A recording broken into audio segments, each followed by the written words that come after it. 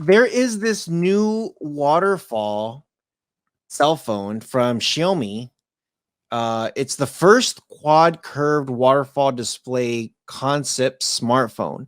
Um, Now, okay, my favorite phone of all time that I still miss to this day is the Samsung Note Curve phone, the Edge, Samsung Edge, whatever the hell it's called. I think it's the Note Edge. So the way it is, it's the edge of the phone curves all the way down, but it's just the one edge. And you could do a lot of stuff. You could slide and do all kinds of like bring a thing down, up. It was one of the coolest phones that I've ever had. And after that phone, I went to the S7 and then I'm on the Note 10 now.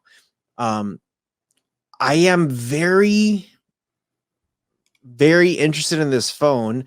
I'm not sure how it works. You know how here in the States only certain phones are allowed.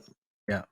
I don't know if I can use a Xiaomi phone out here. I think you can, but I hope it's available out here because this phone is supposed to be like edged all the way around and you could do all kinds of stuff on all the edges and then on the main screen. It just looks like a super cool phone to me. I don't know. Have you seen it?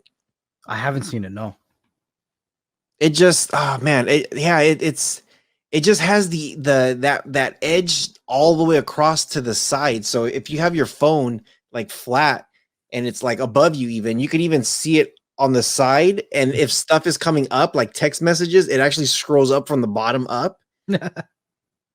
It's pretty neat, dude. And like some of these videos that I was looking at, they made it look like the water was like almost like falling down, and when you see it falling down, it's almost like disintegrating.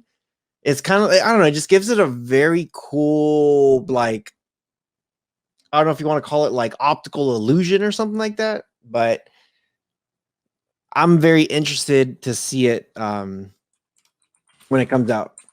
They've made some interesting phones lately. There's their folding phone that they have, and the Mhm. way that it folds is completely different than any of the other folding phones on the market. I mean, ideally, the one that's most notable is the Samsung Fold, right? The way Mhm. that it folds is so different, and it looks like a really nice phone. But the problem with Xiaomi is that they're not really accepted in the North American market, and they have no access to the Google Play Store, Google services, and a lot of us these days, especially those of us who have been using Android devices for years, we're very heavily invested in Google services. Uh, Mhm. some of us haven't managed our passwords. We have Gmail. You have to have a Gmail account when you're using a lot of this stuff. So it's kind of interesting to see how this goes forward over the next few years because it doesn't look like Xiaomi is going to be stopping anytime soon. Their innovations, and we're going to have those of us as tech enthusiasts that are going to want to get our hands on these devices and really see if we can use them as a daily driver because they're going to be challenging the top devices on the market, and they have been for years, and they're going to continue to do that. So I think it's going to be really people are going to have to be really creative on how we're going to have to use Xiaomi devices in the future in North America. For sure. I really do hope it does come because I've been able to test and review some of their Me smartwatches, their Fit smartwatches, and some of the stuff that they got.